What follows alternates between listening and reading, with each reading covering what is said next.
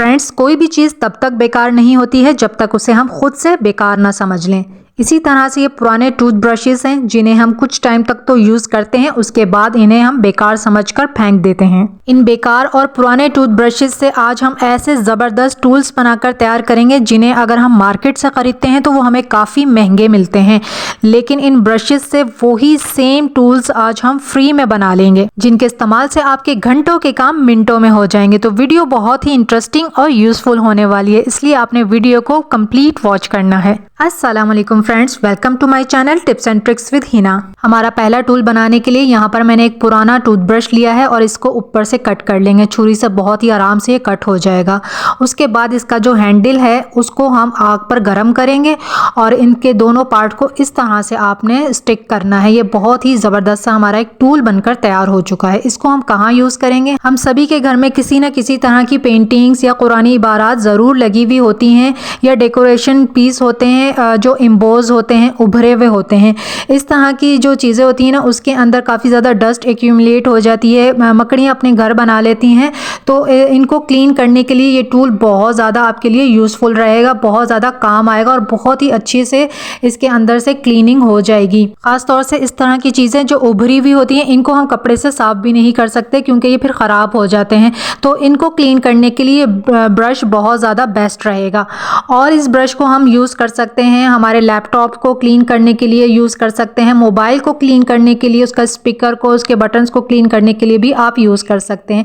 इसके अलावा हमारे कैबिनेट्स या अलमारी हैं, उनके कॉर्नर्स में फ्लैट ब्रश से अगर आप क्लीन करें तो वो सही से पहुंचता नहीं है, अच्छे से क्लीनिंग नहीं हो पाती है। लेकिन क्योंकि इसको हमने इस तरह से बनाया है तो ये बहुत ही ज़बरदस्त रहेगा क्लीनिंग के लिए। आप अपनी टाइल्स को क्लीन करने के लिए, टाइल्स के जॉइंट्स को क्लीन करने के लिए और छोटे छोटे कॉर्नर्स को क्लीन करने के लिए भी ये ब्रश आपके बहुत काम आएगा। अपना सेकंड टूल बनाने के लिए भी मैंने यहाँ पर एक पुराना ब्रश लिया है और इसको भी ऊपर की साइड से मैं आग पर गर्म करूंगी और इस तरह से इसको बैंड कर लेंगे। बहुत ही आराम से ये मुड़ जाएगा। अब ये हमारा बहुत ही ज़बरदस्त और मल्टीपर्पज़ यूज़ होने वाला एक कर्वी शेप में ब्रश बनकर तैयार हो चुका है और इसे हम कहाँ कहाँ यूज़ करेंगे ये देख लेते हैं। हमारे किचन में डेली बेसिस पर इस्तेमाल होने वाले जूसर, ग्राइंडर, मिक्सी, इनकी डीप क्लीनिंग नहीं हो पाती है अच्छी तरह से। इनके कटर के नीचे से डीप क्लीनिंग नहीं हो पाती है। आप ये सर्कल देख रहे हैं, इसके सेंटर में भी हल्का सा गैप है, उसके अंदर भी काफ़ी ज़्यादा फूड पार्टिकल जमा हो जाते हैं, तो अच्छे से क्लीन नहीं हो पाती ये चीज़ें। तो इनको क्लीन करने के लिए ये वाला टूल जो है ना आपके बहुत ज़्यादा काम आएगा। इस टूल की स्पेशलिटी ये है कि ये कर्व है, तो कर्व होने की वजह से ये जितने भी हिडन पार्ट्स होते हैं ना, हिडन जगहें होती हैं छोटी छोटी सी, जहाँ पर अगर आप फ्लैट ब्रश इस्तेमाल करें या नॉर्मली आप स्पंज से जो क्लीनिंग करते हैं नहीं पहुँच पाती, लेकिन ये कर्व होने की वजह से ये हर जगह पहुंच जाएगा और ना इसकी बहुत अच्छे से जो आपके अप्लायंसेस होते हैं ना, इनकी क्लीनिंग हो जाएगी और बहुत नीट हो जाएगा। देखिए कितनी अच्छे से ये साफ़ सुथरे हुए क्लीनिंग हो गई है, कोई फूड पार्टिकल या कोई जर्म्स या डर्ट आपको इसमें नज़र नहीं आएगी। तो ये आपके लिए बहुत ज़्यादा बेस्ट रहता है। वैसे तो इस कर्वी ब्रश के मल्टीपल यूजेस हैं, एक और यूज़ देख लेते हैं। इस तरह की बॉटल्स जो नैरो होती हैं, लॉन्ग होती हैं या जिनके मुंह बहुत ज़्यादा तंग होते हैं, जिसके अंदर आप हार्ड नहीं डाल सकते हैं, उनको क्लीन करने के लिए भी ये ब्रश बहुत ज़्यादा यूज़फुल रहेगा। हमारे किचन में इस तरह की लॉन्ग और नैरो बॉटल्स ज़रूर होती हैं जिनकी अंदर से क्लीनिंग करना बहुत ज़्यादा मुश्किल हो जाता है। फ्लैट ब्रश से अगर आप उसको क्लीन करते हैं तो उसका बॉटम क्लीन नहीं हो पाता है, लेकिन इस कर्वी ब्रश की यही स्पेशल बात है कि इसका बॉटम बहुत अच्छे से क्लीन हो जाएगा और आपको कोई प्रॉब्लम नहीं होगी किसी भी तरह की बॉटल को क्लीन करने में। हमारे किचन में कुछ इस तरह के ग्लासेस या फिर कप्स या फिर प्लेट्स भी इस तरह की होती हैं जिनके इस तरह के कट्स होते हैं, इस पर इस तरह की डिज़ाइनिंग या फ्लावर्स वगैरह बने हुए होते हैं, जिनको आप स्पंज से क्लीन करें तो इनकी अच्छे से डीप क्लीनिंग नहीं हो पाती। तो यहाँ पर भी ये ब्रश ही आपके बहुत ज़्यादा काम आएगा। चलें जी, अपना तीसरा टूल देख लेते हैं।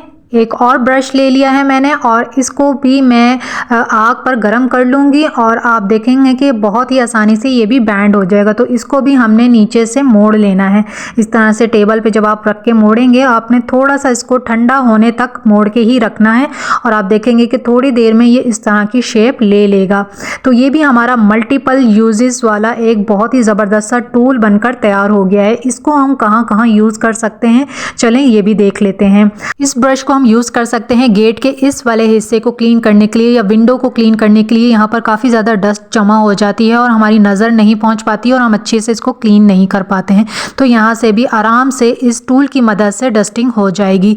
अब इसको लंबा करने के लिए यहाँ पर भी मैंने एक चम्मच बांध लिया है। काफ़ी सारे घरों में इस तरह की वायरिंग हुई हुई होती है जो कि ऊपर होती है, तो यहाँ पर बहुत ज़्यादा डस्ट जमा हो जाती है, जाले बन जाते हैं और अगर इसकी किसी कपड़े से डस्टिंग करें तो ये टूट जाती है क्योंकि ये इतनी पायदार नहीं होती है। तो इस ब्रश से आप बहुत ही आराम से इसकी भी क्लीनिंग कर सकते हैं। इसी ब्रश को आप एग्जॉस्ट फैन को भी क्लीन करने के लिए यूज़ कर सकते हैं और इसी ब्रश को हम हमारा टॉयलेट है या कमोड है उसको क्लीन करने के लिए भी यूज़ कर सकते हैं, जैसे कि मैंने नीचे पिक्चर भी लगाई है। आप इस तरह से भी इसको यूज़ कर सकते हैं। हमारा चौथा और बहुत ही ज़बरदस्त टूल बनाने के लिए यहाँ पर मैंने 2 ब्रश ले लिए हैं और इनको इस तरह से टाई कर लिया है। आमने सामने रखा ब्रश को और इस तरह से टाई कर लिया। ये बहुत ही ज़बरदस्त और मल्टीपर्पज़ हमारा टूल बनकर तैयार हो चुका है। इसको हम यूज़ कर सकते हैं ग्रिल को क्लीन करने के लिए या फिर हमारे जो फ्रिज की जालियाँ रैक्स होते हैं उनको क्लीन करने के लिए भी आप यूज़ कर सकते हैं। इसका फ़ायदा ये है, इस टूल को यूज़ करने का फ़ायदा ये है कि क्योंकि ग्रिल को स्पंज से जब हम क्लीन करते हैं ना तो ऊपर से हो जाती है, नीचे से नहीं हो पाती है, फिर हमें पलट कर करना पड़ता है या इसको क्लीन करने में थोड़ी सी हमें प्रॉब्लम होती है। लेकिन अगर आप डबल इस तरह से ब्रश रखेंगे ना तो नीचे से भी क्लीनिंग होगी और ऊपर से भी क्लीनिंग नहीं होगी, यानी आपका टाइम भी कम लगेगा और मेहनत भी कम होगी और आसानी से आप इस तरह से क्लीनिंग करवाएंगे। जितने भी कॉर्नर्स हैं ग्रिल के या जितने भी जो पतली पतली जगहें हैं वहाँ पर ये ब्रश बहुत ही आसानी से क्लीनिंग कर देगा। अब देखिए यहाँ पर ना मैं आपको थोड़ा स्लो करके समझाना चाह रही हूँ कि नीचे वाला जो ब्रश है ना वो नीचे से जाली को क्लीन कर रहा है और जो ऊपर वाला ब्रश है वो ऊपर की जाली को क्लीन कर रहा है। इस तरह से बहुत ही आराम से आप ग्रिल को क्लीन कर सकते हैं, जालियों को क्लीन कर सकते हैं, कॉर्नर्स को बहुत आराम से क्लीन कर सकते हैं। जितने भी हमारे जो विंडो की ग्रिल्स होते हैं या गेट्स की ग्रिल होती है ना उनको भी आप इससे बहुत ही आराम से और झटपट से अपने काम को आसान करते हुए काम को ख़त्म कर लेंगे। तो आई होप कि ये वाला टूल भी आपको पसंद आया होगा। हमारा नेक्स्ट यानी कि 5वां टूल कौन सा है अब ये देख लेते हैं। अब इन्हीं 2 ब्रश को मैंने उल्टा करके मिला लिया है और इसको भी मैं टाई कर लूँगी। ये भी हमारा बहुत ही अमेजिंग सा टूल बनकर तैयार हो चुका है। इस टूल को हम यूज़ कर सकते हैं हमारे घर के जितने भी ड्रेनेज एरियाज़ हैं ना उन करने के लिए, क्योंकि ड्रेनेज में काफ़ी ज़्यादा बाल वगैरह फंस जाते हैं, कचरा फंस जाता है और फिर वो बंद हो जाते हैं, तो उनको क्लीन करने के लिए भी आप इस टूल को यूज़ कर सकते हैं। इसी तरह से जो सिंक एरिया है ना इसका ड्रेनेज क्लीन करने के लिए भी आप यूज़ कर सकते हैं। मेरा तो ये पुराना सिंक है, ये इसकी जाली निकल नहीं रही, वरना जाली निकल जाती है। तो आप इसको यहाँ पर इस तरह से गोल गोल घुमाएं तो ये आपका सिंक एरिया का ड्रेनेज भी क्लीन हो जाएगा। यहाँ पर काफ़ी ज़्यादा स्मेल जमा हो जाती है, ख़ास तौर से गर्मियों में बहुत ज़्यादा इधर गंद जमा हो जाता है, स्मेल हो जाती है। तो इसको क्लीन करने के लिए भी आप इस टूल को यूज़ कर सकते हैं। फ्रेंड्स, अगर अभी तक आपने मेरी वीडियो को लाइक नहीं किया है ना तो प्लीज़ वीडियो को लाइक ज़रूर करें। हमारे किचन में इस तरह की काफ़ी सारी बास्केट्स भी होती हैं जो रेगुलर यूज़ होती हैं और इसके अंदर भी काफ़ी ज़्यादा मैल कुचैल डर्ट जमा हो जाती है और स्पंज से इसको हम क्लीनिंग करते हैं, जिस तरह से हम बाकी बर्तन धोते हैं इनको भी क्लीन करते हैं, लेकिन जालियाँ होने की वजह से इसकी अच्छे से क्लीनिंग नहीं हो पाती है। तो यहाँ पर भी जो हमारा पुराना टूथब्रश है ना ये बहुत ज़्यादा काम आएगा। आप इस तरह से इसके ऊपर साबुन लगाएं या पानी में डिप कर दें, सारा मैल फूल जाएगा और आप इस तरह से ब्रश से इसकी सफाई करेंगे ना तो बहुत अच्छे से इसकी सारी जालियाँ साफ़ हो जाएंगी और जो बास्केट की किनारियाँ फोल्ड हुई भी होती है ना वो भी बहुत अच्छे से क्लीन हो जाएंगी। अब और ज़्यादा ये ब्रशेस हमारे किस तरह से काम आ सकते हैं, हमारे काम को किस तरह से आसान बना सकते हैं और मज़ीद देख लेते हैं। हमारे घर में इस तरह की काफ़ी सारी चीज़ें हैं, जालियाँ होती हैं जो इस तरह के पार्ट्स होते हैं। अब जैसे मेरा चूल्हा है, इसके पीछे का ये एग्जॉस्ट है, तो यहाँ से भी इसको मैं क्लीन कर लूँगी ब्रश से, बहुत आसानी से इसकी क्लीनिंग हो जाएगी, डस्ट रिमूव हो जाएगी। क्योंकि अगर इनको भी आप टाइम पर क्लीन ना करें ना तो इसके अंदर बहुत ज़्यादा डस्ट जमा हो जाती है और फिर ये अच्छे से काम नहीं कर पाते हैं और गंद जमा की वजह से हमारी जो मशीनरीज वगैरह है ना वो बंद हो जाती हैं।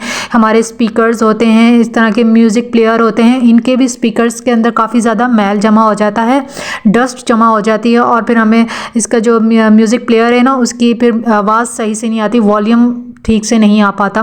तो इसको भी आप ब्रश से क्लीन कर लेंगे कि छोटे छोटे होल्स में काफ़ी ज़्यादा मैल होता है वो भी ख़त्म हो जाएगा। अब हमारे जो न्यू टूथब्रश इन्हें हम यूज़ कर रहे हैं इनके अंदर भी ना थोड़ा थोड़ा सा पेस्ट जमा हो जाता है, जम जाता है। ख़ास तौर से जो बच्चों के ब्रशेस होते हैं ना इनके अंदर आप देखेंगे ना पेस्ट जमा हुआ होता है और इनके ब्रिसल्स भी काफ़ी ज़्यादा टेढ़े मेढ़े हो जाते हैं, ख़राब हो जाते हैं। ज़्यादा यूज़ भी नहीं किया, अभी 2-3 ही दिन होते हैं और ये ख़राब होना शुरू हो जाते हैं। तो इनको भी इनके ब्रिसल्स को करने के लिए या इनके अंदर अंदर से जर्म्स को ख़त्म करने के लिए, सैनिटाइज करने के लिए इनको हम किस तरह से साफ़ कर सकते हैं, क्लीन कर सकते हैं। वैसे तो कहा जाता है कि ब्रशेज़ को 2 से 3 माह में आप चेंज कर लें, लेकिन 2-3 माह तक हम अगर इनको यूज़ कर रहे हैं तो उससे पहले अगर आप हफ्ते 2 हफ्ते में इनको डीप क्लीन कर लें तो इस तरह से भी ये आपके जो ब्रशेज़ हैं वो बिल्कुल नीट एंड क्लीन रहेंगे। इनको क्लीन करने के लिए मैंने गर्म पानी लिया है, उसके अंदर थोड़ा सा मीठा सोडा और थोड़ा सा मैंने इसके अंदर विनेगर डाल दिया है और इनको मैं थोड़ी देर के लिए डिप करके इसके अंदर छोड़ दूंगी और आप देखेंगे कि ये बिल्कुल क्लीन हो जाएंगे। गर्म पानी में अगर उनको डिप किया था तो इसका फ़ायदा एक ये होगा कि जो ब्रशेज़ के ब्रेसल्स होते हैं ना, टेढ़े मेढ़े हो जाते हैं, ख़ासतौर से बच्चों के ब्रशेज़ के, वो ब्रेसल्स भी इनके बिल्कुल सीधे हो जाएंगे और इसके अंदर जितना भी मैल वैल जमा हुआ होता है, पेस्ट जमा हुआ होता है, वो भी ख़त्म हो जाएगा, साफ़ हो जाएंगे ब्रशेज़। अब मैं आपको निकाल के दिखाती हूँ। ये देखिए इसकी बिल्कुल नीट हो गया है। ये ब्रश काफ़ी ज़्यादा इसके अंदर पेस्ट जमा हुआ था तो ये भी क्लीन हो गया है और इसके ब्रिसल्स भी काफ़ी हद तक जो है ना 90% बिल्कुल सही हो गए हैं। काफ़ी ज़्यादा ये जो है ना इसके ब्रिसल्स ख़राब हो रहे थे। तो इस तरह से आप बच्चों के या फिर अपने टूथ ब्रशेज़ को हफ्ते या 2 हफ्ते बाद इनको आप इस तरह से डीप क्लीन कर सकते हैं। तो ये भी आपके लिए बहुत ज़्यादा फ़ायदेमंद होगा। इस तरह से जो आपके ब्रशेज़ हैं वो ज़्यादा दिन तक आप चला सकेंगे, आपको जल्दी जल्दी इनको चेंज करना नहीं पड़ेगा। इसी तरह से जो हमारा पुराना टूथ ब्रश है ना, इसका एक और हैक देख लेते हैं। हमारे जो ये फ्रिज की जो रबर होती है ना, गैस किट, ये भी बहुत ज़्यादा गंदी हो जाती है, बहुत ज़्यादा गंद इधर जमा हो जाता है। तो इसको क्लीन करने के लिए भी ना आप पुराना टूथ ब्रश यूज़ कर सकते हैं। ये रबर बिल्कुल क्लीन हो जाएगी। अब ये रबर क्लीन रहेगी, साफ़ रहेगी तो फिर आपकी जो फ्रिज की कूलिंग है ना वो भी बिल्कुल सही रहेगी, क्योंकि ये रबर जब ख़राब होती है हार्ड हो जाती है और फिर इसी तरह से जो फ्रिज की गैस है ना वो लीक होने लगती है। तो इस क्लीन करना भी बहुत ज़्यादा ज़रूरी है, इसको मेंटेन करके रखना भी बहुत ज़्यादा ज़रूरी है। तो इसी तरह से आप यहाँ पर भी जो हमारे पुराने टूथ ब्रशेज़ हैं ना, आपको बहुत ज़्यादा हेल्प आउट करेंगे, आपके काम को बहुत ज़्यादा आसान बना देंगे। आपको मार्केट से महंगे महंगे टूल्स परचेज करने की ज़रूरत नहीं पड़ेंगे। इन्हीं पुराने टूथ ब्रशेज़ को, बेकार टूथ ब्रशेज़ को जिन्हें हम बेकार समझकर फेंक देते हैं, आप इन्हीं से अच्छे अच्छे टूल्स और यूज टूल्स बनाएं और अपने काम को आसान करें। आई होप कि वीडियो आपके लिए यूजफुल रही होगी और आपने इसे लाइक भी कर लिया होगा। Thanks for watching. Take good care of yourself. अल्लाह हाफ़िज़।